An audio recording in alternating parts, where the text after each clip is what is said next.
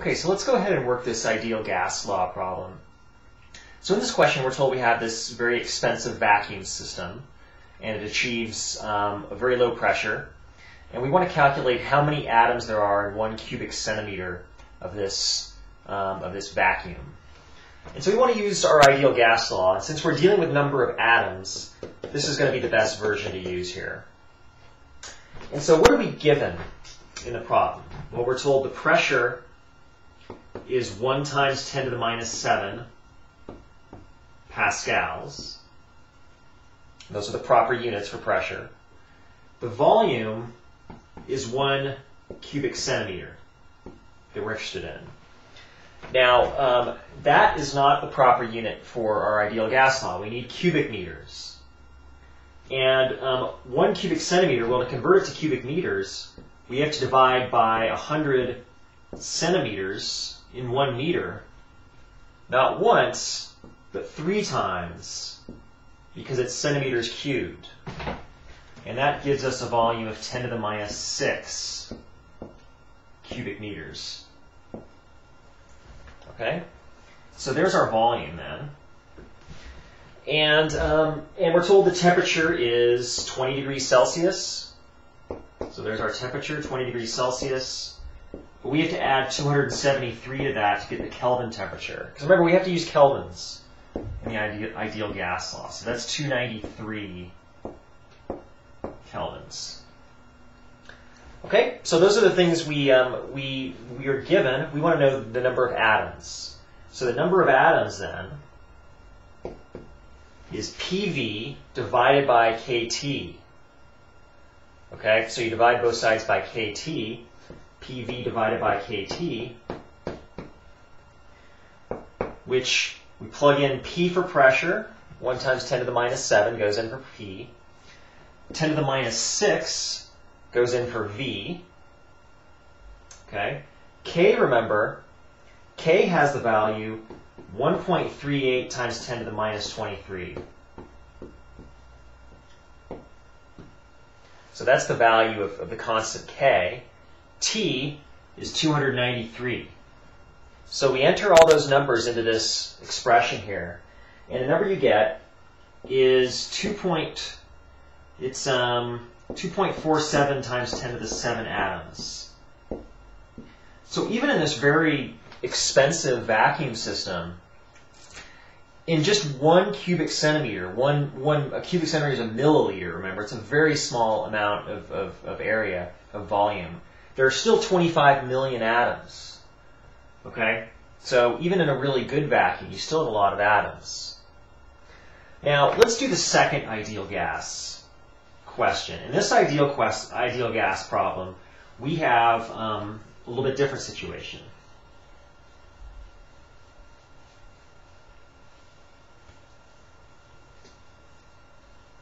Okay, so in the second question, we're told that the density, there could be, the number is 10 to the 6 atoms per cubic meter in intergalactic space, where the temperature is 2.7 degrees Kelvin, very cold.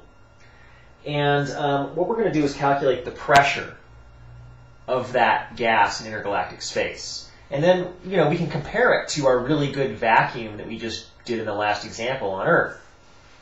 Okay.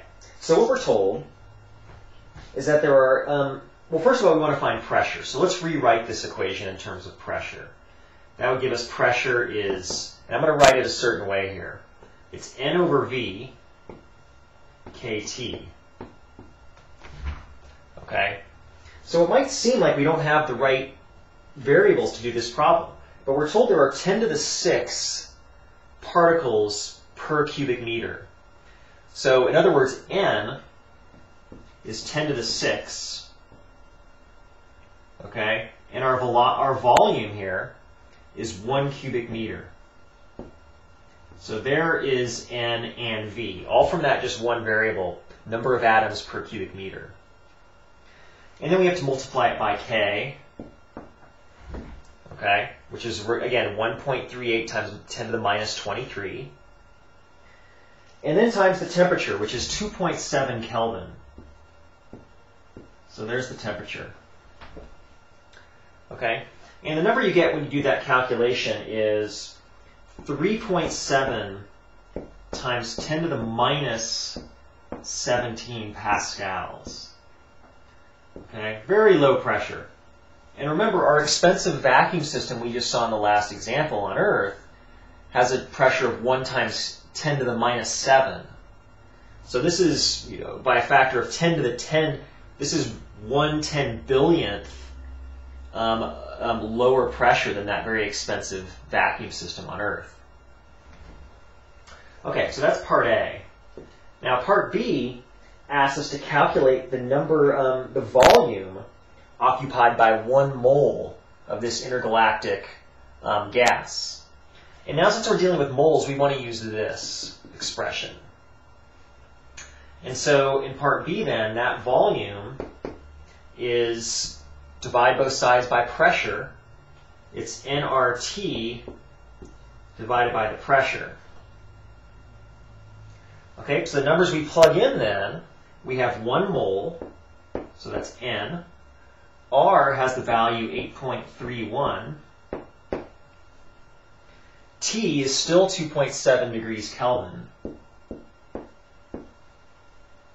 And the pressure is this value here from part A.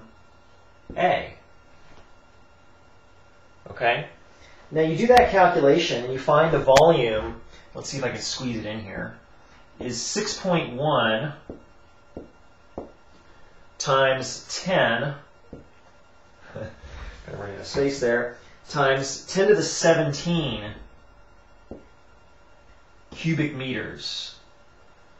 Okay, I'll try to write that down there. Cubic meters. Okay, slide that over a bit. Okay, so there's the volume occupied by 1 mole of this intergalactic material. And I went ahead and did a calculation as to what kind of cube, how big the cube would be that holds that volume. Well, your cube that holds this volume would be a cube that's about 530 miles on a side.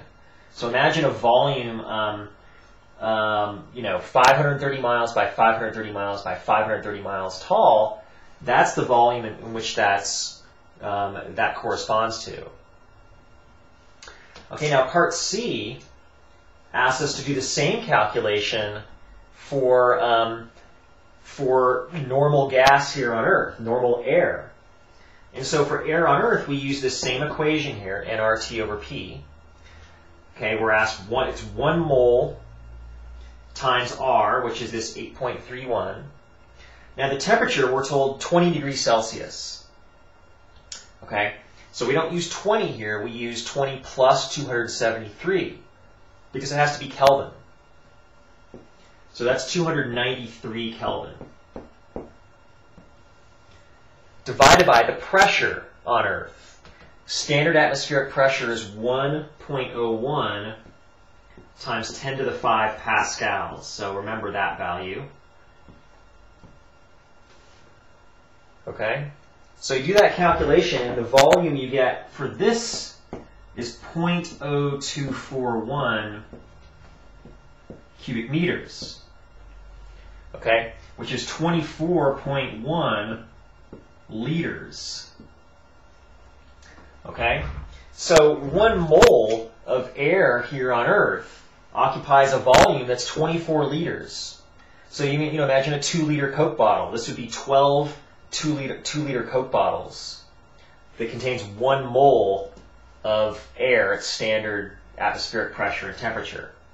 Now this intergalactic space, that 1 mole would occupy a much larger volume. So that's how empty intergalactic space is.